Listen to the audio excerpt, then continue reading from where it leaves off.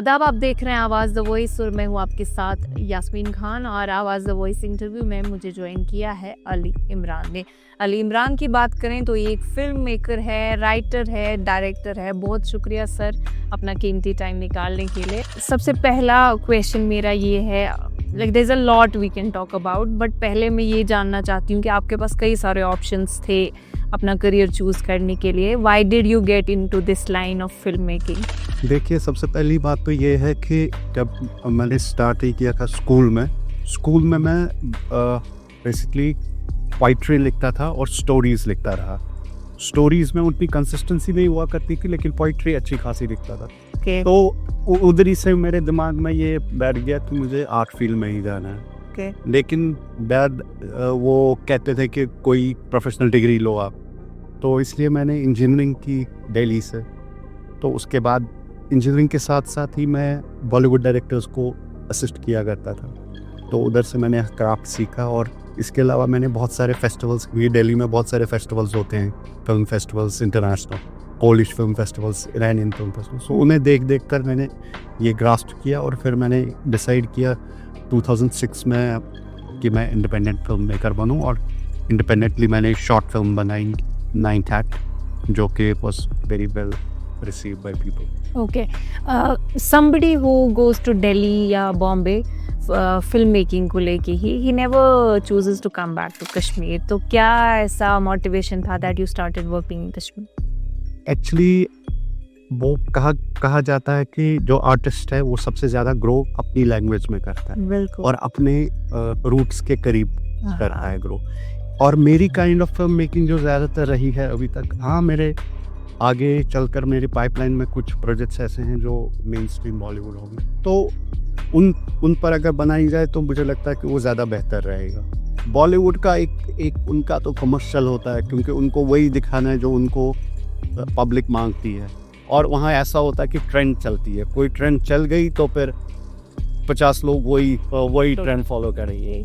तो इसलिए बॉलीवुड को हम कुछ कह नहीं सकते ज़्यादा, क्योंकि they are more into commerce. बिल्कुल। There film making is more like business, it's not that much of an art.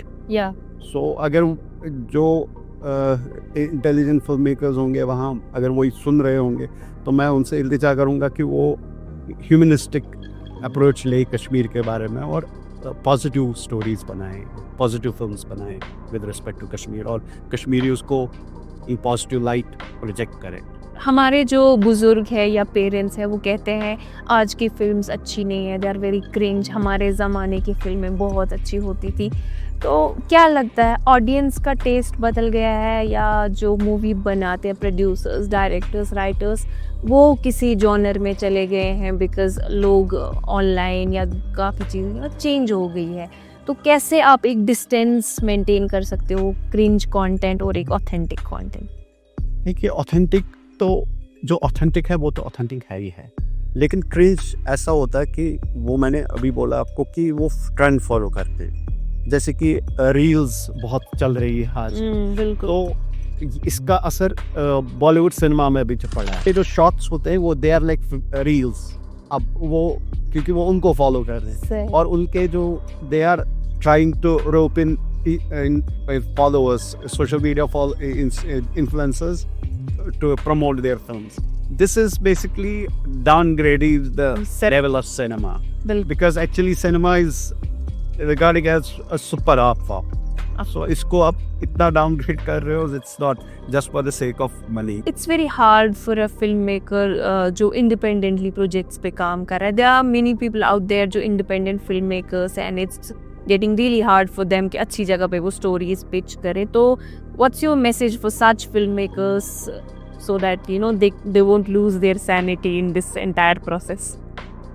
Actually देखिए, फिल्म मेकर को तो सबसे पहली बात है कि इनिशियली तो बहुत मुश्किल होता है पहली फिल्म बनाना या पहली, दूसरी, तीसरी फिल्म बनाना, लेकिन जहाँ तक इनिशियल स्पेस का सवाल है तो मुझे लगता है कि film making is a very tough genre. So इसमें आपको कम से कम दिमाग में ये लेकर चलना है, पहले तो आपको असिस्ट करना पड़ेगा किसी प्रोफेशनल सेटअप में। उसके बाद आपको कम से कम अगर कुछ भी नहीं तो 10 साल तो आपको लगेंगे ही अपने आप को एस्टैब्लिश करने। सो दैट इज जैसे कि मेरा पाथ थोड़ा सा डिफरेंट है. I am more incline towards film festival circuit. So उसके लिए भी from now on I have made a calendar for next 7 years what I'll be doing. Okay. So you can very well understand how difficult. I have a 20-year experience, and now I have 7 years to really get into the actual stuff that I want to do. So like you don't need to hurry throughout the process, Yeah. right? It takes time. It takes time, so they don't need to get disheartened by any. कोई बोलेगा कि तुम्हें कुछ नहीं आता है, क्योंकि कश्मीर में थोड़ी सी ये डिस्करेजमेंट ज़्यादा होती है. मैं तो अपनी बात कहूँगा कि किसी को मैंने अपनी एक जो मेरी नई बुक है अनुमान वो ये कैशन करने के लिए दी, उसने बोला तुम छोड़ ही दो writing. This is not the way you treat somebody. कोई भी आए चाहे उसका कुछ कितना अच्छा भी दे हो, उस लेवल का दे हो, लेकिन फिर भी एनकरेजमेंट इज बिल्कुल. बेसिकली एक फिल्म मेकर जब दुनिया को देखकर वो एक अलग पर्सपेक्टिव से देखता है जो शायद जनरल ऑडियंस के साथ अलाइन नहीं होता है. ओके, खैर कौन से ऐसे प्रोजेक्ट्स हैं जिन पे आप काम कर रहे हैं और ऑडियंस को उनका इंतजार है? एक फिल्म है बांड, जो कि बांड पत्थर आर्ट फॉर्म पर बेस्ड है. तो वो रिलीज होने के लिए तैयार है. वो यानी कि रेडी है, लेकिन अब सेंसर हो रही है वो. तो उसमें आप समझ लीजिए वो तो हो जाती 1 महीने में रिलीज, लेकिन क्योंकि रोज़े आ रहे हैं तो अब ईद के बाद ही वो रिलीज हो रही है इंशाल्लाह. उसके बाद मेरे 3 प्रोजेक्ट्स और हैं इन हैंड, जिनका प्रोड्यूसर इज डन. उसके बाद मैं एक बॉलीवुड फिल्म है musical, that is a meaningful film but musical film है. Okay. So again that is based in Kashmir but as the musical film. तो उसके लिए प्रोड्यूसर्स आर इनवाइटेड. तो उसके बाद there are many other projects, like there is an international level की एक film है. तो that is slightly mystic and contemporary.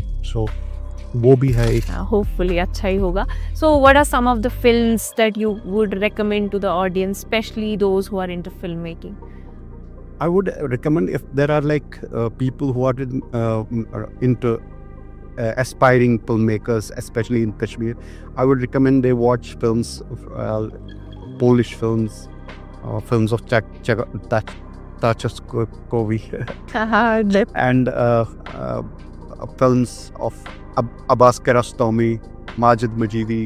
These are some of the master filmmakers, and if they watch their films, they will definitely learn so much about the craft, and it will become easier for them to grasp the philosophy of filmmaking, Films, yeah. which is very important, because जैसे कि film जब हम film बनाते हैं तो उसका element, जो basic element होता है, वो ही डिसाइड करता है कि इसका ये कैमरा मूवमेंट कैसा होगा, इसकी लाइटिंग कैसी होगी, इसकी एक्टिंग कैसी होगी. तो वो समझने के लिए ज़रूरी है कि जो इन मास्टर फिल्म मेकर्स की फिल्में देखें, उससे ही वो सीख सकते हैं. लेकिन उसका मतलब ये नहीं है कि वो किसी प्रॉपर सेटअप में असिस्ट न करे और उसके बगैर ही वो समझे कि फिल्म बना सकते. That is rarely possible. I think this has been really an interesting conversation. Thank you so much for sparing your time for this. Thanks for inviting me for the interviews.